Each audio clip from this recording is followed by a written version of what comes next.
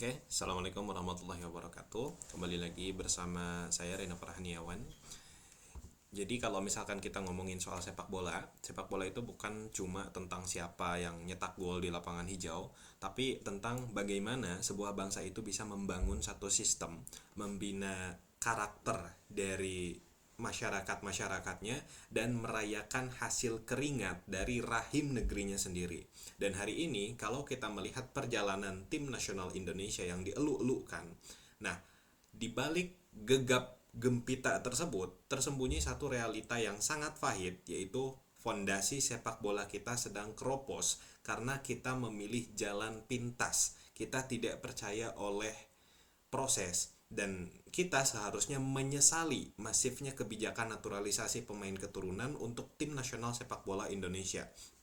Nah, kalau kita melihat fenomena ini, kita akan melihat secara retrospektif dan membandingkan daripada dua dunia bahwa masifnya kebijakan naturalisasi ini merujuk pada tren PSSI saat ini yang secara sistematis mencari dan menaturalisasi belasan pemain diaspora berpaspor asing, terutama dari liga-liga Eropa, dari Liga Belanda contohnya, untuk langsung mengisi starting 11 atau skuad utama dari timnas senior maupun kelompok umur, dan ini menggeser porsi pembinaan lokal. Dan yang kami tawarkan adalah ketika PSSI tidak melakukan naturalisasi secara masif, bagaimana jadinya? Sebagai gantinya adalah seluruh modal politik, seluruh modal finansial, dan fokus federasi dialihkan sepenuhnya untuk membakar dan merombak sistem liga lokal, memperbaiki kualitas wasit lah, atau membangun blueprint pembinaan usia dini sekolah sepak bola yang berstandar internasional. Jadi kita akan membuktikan bahwa kerugian sistemik jangka panjang dari kebijakan naturalisasi masif ini jauh lebih destruktif dibandingkan kebanggaan atau prestasi jangka pendek yang ditawarkannya. Sementara itu, mungkin opini umum atau masyarakat akan bilang bahwa kenapa prestasi instan ini sepadan dengan matinya ekosistem pembinaan lokal, sehingga orang-orang yang mendukung naturalisasi ini dengan alasan bahwa prestasinya nanti bisa cepat dan sebagainya. Ini kan jalan pintas dan jalan instan ya, sehingga mereka harus mengerti apakah prestasi instan ini sepadan dengan matinya ekosistem pembinaan lokal. Untuk membuktikan ini, saya akan membahas kerusakan sistemik dan juga ilusi prestasi yang sering dielu-elukan masyarakat, sementara nanti akan ada demotivasi psikologis atlet lokal dan hilangnya identitas nasional dan lain sebagainya. Nah, kalau kita bedah secara logis bagaimana institusi seperti PSSI ini bisa bekerja di status quo, di keadaan saat ini, sepak bola Indonesia memiliki akar masalah yang sangat buruk, bahwa kompetisi usia dini yang tidak berjalan, liga domestik yang minim fasilitas, dan manajemen klub yang bobrok. Nah, ketika kebijakan naturalisasi masif ini diterapkan, apa yang akan terjadi? Yang pertama, ada mekanisme ilusi. Ketika timnas menang melawan tim-tim besar Asia menggunakan 90% pemain didikan akademi Belanda, akademi Eropa, publik dan pemerintah akan merayakannya sebagai kesuksesan PSSI. Padahal PSSI tidak menciptakan pemain-pemain tersebut. PSSI hanya mengimpor produk yang sudah jadi dari sistem negara lain. Yang kedua, ada hilangnya tekanan political pressure, dan institusi ini hanya akan mereformasi dirinya jika ada tekanan dan krisis. Ketika timnas terus menang lewat jalur naturalisasi, kritik terhadap bobroknya liga lokal akan mereda, sehingga PSSI akan merasa bahwa blueprint mereka itu udah berhasil. Akibatnya apa? Akibatnya uang, waktu, dan lobby politik federasi habis digunakan untuk mencari silsilah keturunan pemain di Eropa. Ada Justin Hubner, ternyata dia keturunan dari Papua, Maluku, dan Jawa misalkan. Jadi daripada kita alih-alih membangun fasilitas akademi di Papua, Maluku atau Jawa, Federasi PSSI ini uangnya akan habis digunakan untuk mencari silsilah. Oh, ada pemain ini ternyata dia itu masih keturunan Indonesia, kita naturalisasi ah. Nah, jadi em, tidak ada tekanan dan tidak ada krisis sehingga institusi ini tidak akan mereformasi dirinya. Bahkan jika misalkan ini instan, setidaknya kita punya prestasi sekarang, misalkan ada yang mengatakan kayak gitu. Nah, bahkan jika kita lolos Piala Asia atau Piala Dunia sekalipun lewat skuad naturalisasi ini, dampaknya itu sangat rapuh dan sangat artifisial. Kenapa? Karena kita generasi pemain ketika generasi pemain naturalisasi ini pensiun 5 atau 10 tahun lagi, Indonesia tidak akan memiliki sistemnya, Indonesia tidak akan memiliki pabrik untuk memproduksi pengganti-pengganti dari naturalisasi ini, pemain naturalisasi ini. Dan apa yang terjadi, kita akan kembali ke titik nol, bahkan mungkin minus, menjadi pecundang. Karena selama 10 tahun keemasan tersebut, kita lupa membangun sistem kompetisi usia dini di dalam negeri. Sistemnya nggak ada, dan ketergantungan itu adalah satu kecanduan yang fatal, sama aja kayak narkoba. Nah, ketika kita membahas soal tim nasional, maka kita harus tahu apa esensi dari sebuah tim nasional ini.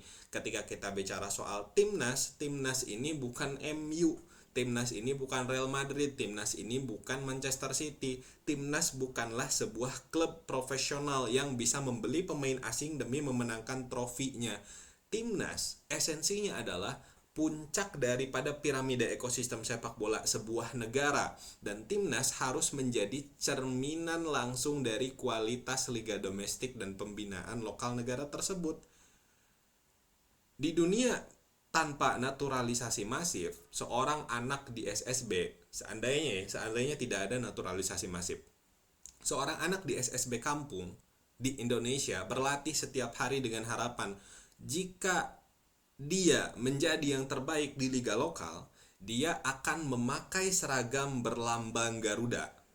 Namun, kenyataannya sekarang, kebijakan masif ini justru memutus rantai tersebut. Sebaik apapun pemain lokal bermain di Liga 1, posisinya secara struktural akan tertutup oleh pemain cadangan klub lapis kedua di Eropa yang tiba-tiba diberi paspor Indonesia, dan ini menghancurkan piramida meritokrasi murni di dalam negeri. Mungkin orang-orang yang suka dengan naturalisasi ini akan berdalih bahwa kehadiran pemain Eropa ini akan mentransfer ilmu. Oh, nanti akan memotivasi pemain lokal. Kan kita kan belajar sama yang sudah jago, dan saya rasa logika ini sangat cacat karena mereka tidak memotivasi seorang pekerja dengan mendatangkan robot yang langsung mengambil alih pekerjaannya. Maka ketimpangan fasilitas dasar antara pemain lokal didikan liga kita dan pemain naturalisasi didikan akademi Eropa terlalu jauh untuk sekadar dikejar dengan motivasi. Dan sekali lagi ya, saya tidak membenci pemain keturunan, namun ketika kita membiarkan kebijakan ini berjalan masif, artinya kita sama dengan menutupi luka kanker menggunakan plester yang indah. Dan ini hanyalah satu kebanggaan semu selama 90 menit di layar kaca, yang benefitnya tidak sepadan dengan ekosistem pesepak bola jutaan anak Indonesia yang sistemnya dibiarkan memburuk karena federasi memilih jalan pintas, bukan jalan dengan percaya proses. Dan ketika ada orang yang bilang bahwa naturalisasi ini, yang sering digaung-gaungkan ya, narasi utamanya adalah naturalisasi ini membawa prestasi, kebanggaan nasional, dan menularkan mentalitas Eropa kepada pemain lokal. Dan narasi ini bukan cuma sesat pikir, tapi sebuah pengingkaran terhadap esensi daripada olahraga itu sendiri. Dan sebelum saya ekstensi dari argumen bahwa akan terjadi demotivasi atlet dan identitas nasional, maka ketika ada orang yang bilang bahwa oh, kalau ada pemain Eropa itu artinya akan ada transfer pengetahuan, dan ini hanyalah mitos belaka. Oh, nanti akan jadi inspirasi. Oh, nanti pemain Eropa itu akan jadi inspirasi pemain lokal. Karena klaim pemain lokal akan belajar dari pemain naturalisasi ini, kalau kita uji kualitas logika ini kayak gini. Transfer pengetahuan dalam sepak bola itu tidak terjadi dalam pemusatan latihan timnas yang cuma berlangsung 1 hingga 2 minggu sebelum match day. Transfer ilmu terjadinya ketika di kompetisi domestik yang bergulir 10 bulan penuh setiap tahunnya.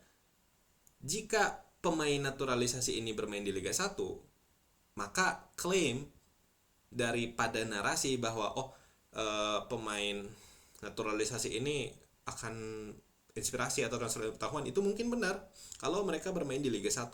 Tapi ketika mereka bermain di Eropa dan hanya pulang saat dipanggil timnas, pemain lokal kita hanya menjadi penonton di bangku cadangan.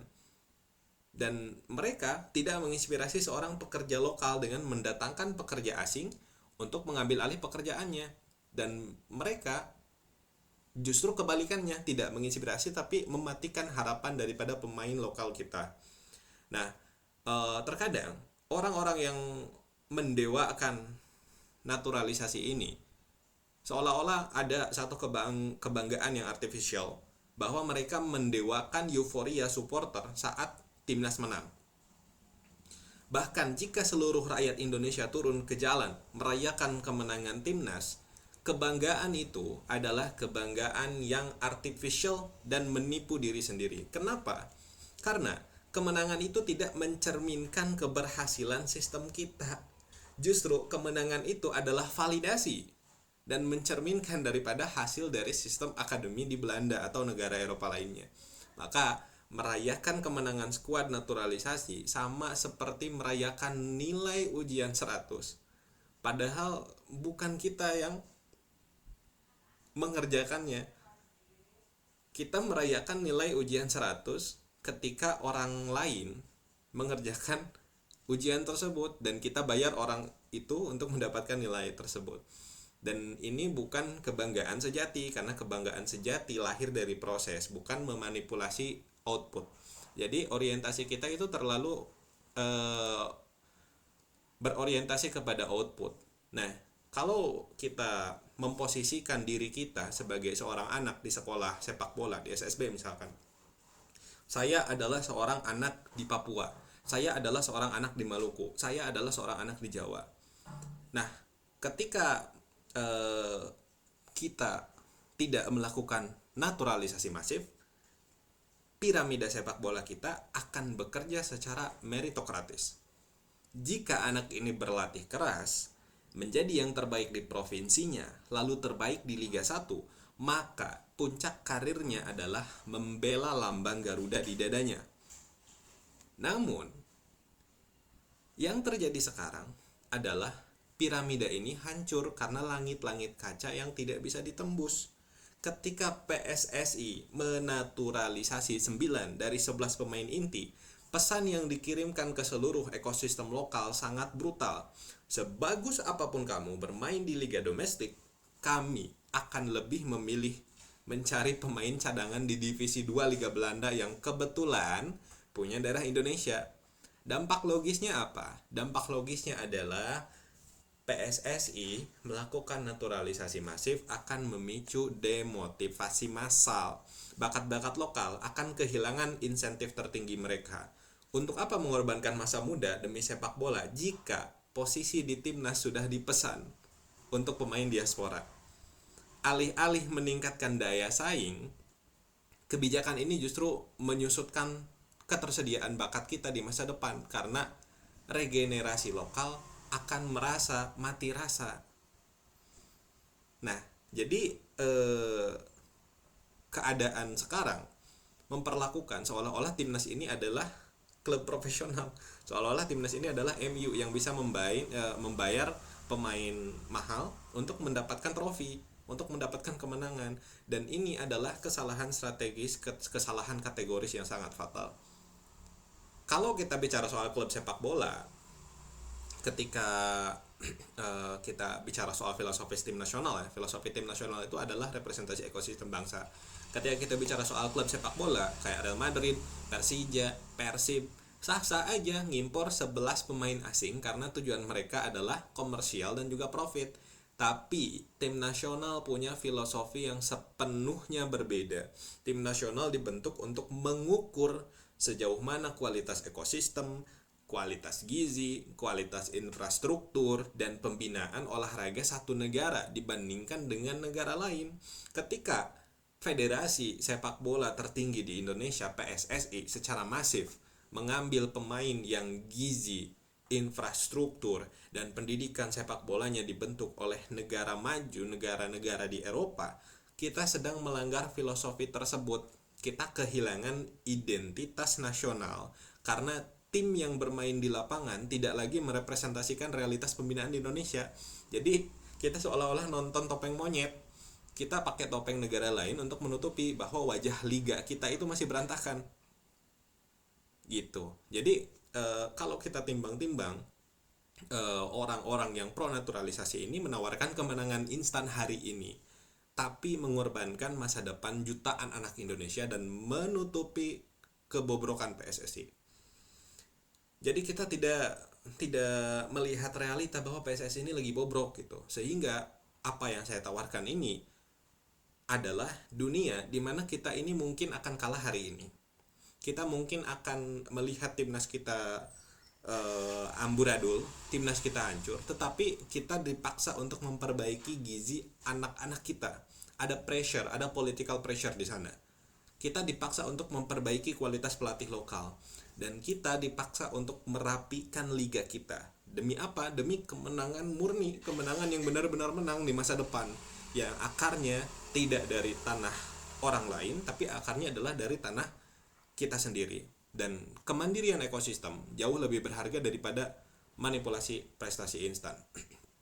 Nah, sepanjang saya bernarasi yang saya anggap bahwa pro naturalisasi ini terjebak dalam satu euforia semu, ketika mereka bangga sesaat selama 90 menit di layar televisi ada adrenalin bahwa mereka merasa timnas meningkat, prestasinya merasa meningkat, tapi rata-rata mereka itu menutup mata bahwa rumah kita yang fondasinya sedang lapuk dan terbakar itu terjadi gitu.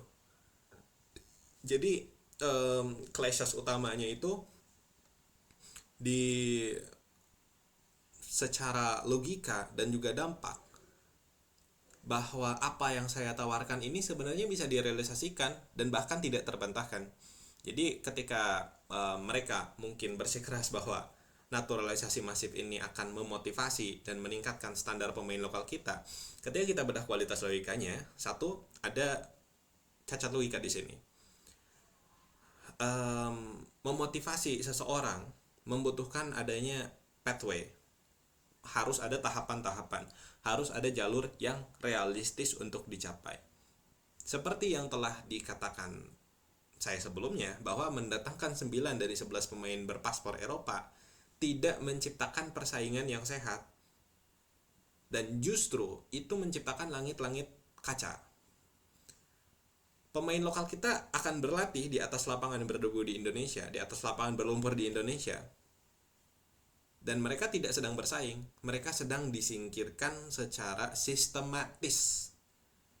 Sistem, kunci utamanya di sistem. Mereka disingkirkan secara sistematis oleh pemain yang dilatih di fasilitas kelas dunia di Eropa sejak usia 5 tahun. Dan persaingan ini bukan persaingan yang adil. Persaingan ini adalah persaingan tentang eksekusi mati bagi meritokrasi lokal. Bahkan jika kita berbaik hati misalkan mengasumsikan ada segelintir pemain lokal yang tiba-tiba termotivasi berlatih lebih keras karena melihat pemain naturalisasi, dampaknya secara sistemik tetap kalah telak. Kenapa? Karena secara makro institusi PSSI telah kehilangan insentif politik dan urgensi untuk memperbaiki sistem. Seperti yang telah dijelaskan sebelumnya, bahwa federasi seperti PSSI akan terbuai oleh prestasi instan yang tidak akan mau bersusah payah membangun kurikulum SSB yang berdarah-darah dan memakan waktu 15 tahun. Jadi investasi ini bukan investasi yang langsung jadi. Namanya investasi itu kan butuh proses, butuh waktu dan sebagainya. Jadi kebijakan masif ini justru menidurkan federasi kita, menidurkan PSSI kita, dan mereka yang pro naturalisasi gagal merespons bahwa bahaya ketergantungan ini kalau terjadi terus-terusan sangat fatal dampaknya. Dan di titik ini jelas bahwa membantah bahwa naturalisasi itu harus masif, ya jelas bahwa kita akan lebih mengutamakan tim lokal kita akan lebih mengutamakan anak-anak bangsa kita. Dan apa yang kami tawarkan bukan membenci pemain naturalisasi, bukan. Jadi jangan dipelintir kalau di tengah-tengah saya bilang soal pemain naturalisasi, karena yang kami tawarkan adalah PSSI akan dipaksa untuk bangun dari tidur yang panjang. Posisinya sekarang PSSI ini lagi tidur, dan kita akan berinvestasi pada pelatih lokal, memperbaiki infrastruktur liga, karena satu-satunya cara menang itu yaitu gitu. Jadi tidak dengan cara menaturalisasi pemain asing yang ada keturunan darah Indonesia, tidak. Nah, kalau kita bilang bahwa kita ini butuh prestasi supaya nama Indonesia harum di Asia, kita butuh prestasi karena kita ini butuh kebanggaan, butuh validasi misalnya. Nah, kita harus bertanya pada diri kita sendiri, apa yang sebenarnya sedang kita banggakan. Kalau kita setuju bahwa filosofi tim nasional itu adalah bukan klub komersial, karena tim nasional dan klub komersial itu berbeda, timnas Spanyol dan Real Madrid itu berbeda, timnas adalah alat ukur objektif dari kualitas pembinaan olahraga di dalam negeri. Dan sekarang kondisinya mereka gagal membedakan hal ini. Ketika kita menang menggunakan hasil didikan Akademi Belanda, kita tidak sedang merayakan kehebatan sistem sepak bola Indonesia. Itu bukan representasi daripada Liga 1, bukan. Itu bukan representasi daripada liga yang sering kita tonton dari liga domestik, liga nasional. Kita tidak sedang merayakan nama Indonesia yang harum di Asia, tapi kita sedang merayakan sisa-sisa hasil produksi daripada negara maju. Kita ini dapatnya sisa-sisa aja. Kita dapat sisa loh. Dan kalau misalkan mereka menuntut prestasi dengan harga hilangnya identitas, maka ketika kita trade, ketika kita tukar, pertukarannya itu sangat merugikan. Karena kebanggaan sejati lahir dari kemandirian dan proses, bukan dari impor output. Karena kalau kita membiarkan kebijakan ini berjalan masif, artinya kita sama dengan mengakui kepada dunia bahwa Indonesia dengan 270 juta penduduknya tidak mampu sama sekali mendidik 11 warganya sendiri untuk menendang bola dengan benar. Apakah itu satu kebanggaan yang dibela oleh orang-orang yang suka naturalisasi? Tentu itu adalah satu penghinaan terhadap potensi bangsa kita. Nah, kalau kita melihat sepanjang dinamika yang terjadi dari naturalisasi pemain di lapangan rumput hijau ini, ketika kita menimbang antara pro dan kontra, yang saya tawarkan itu yang mereka tawarkan itu hanya menawarkan kepuasan jangka pendek, karena trofi mungkin bisa didapatkan, kemenangan hari ini bisa didapatkan, tapi mereka membiarkan jutaan anak di SSB lokal bermimpi di ruang yang hampa. Mimpinya mungkin mereka, wah saya akan terus bermimpi, tapi ruangannya hampa. Dan kita akan membiarkan PSSI ini, kita akan membiarkan federasi tercinta ini, saya tidak benci PSSI, saya tidak benci pemain naturalisasi, mereka akan lolos dari tanggung jawab hakikinya. Tanggung jawab PSSI itu apa sih? Membangun liga yang sehat. Dan sebaliknya, saya menatap jauh ke depan, saya menawarkan investasi yang mungkin harus menelan pil pahit kekalahan di beberapa turnamen awal, tetapi yang kami tawarkan adalah uang dan fokus federasi, fokus PSSI dikembalikan kepada haknya. Apa itu? Membina anak-anak bangsa, merenovasi lapangan di pelosok negeri, dan membangun sepak bola yang berkelanjutan. Kualitas dampak kami berakar pada keberlanjutan sistem, bukan pada ilusi instan. Masa depan olahraga Indonesia tidak boleh digadaikan demi kepuasan semalam. Atas dasar rasionalitas dan pelestarian ekosistem olahraga nasional yang berkeadilan, maka naturalisasi masif harus dihentikan. Terima kasih. Assalamualaikum warahmatullahi wabarakatuh.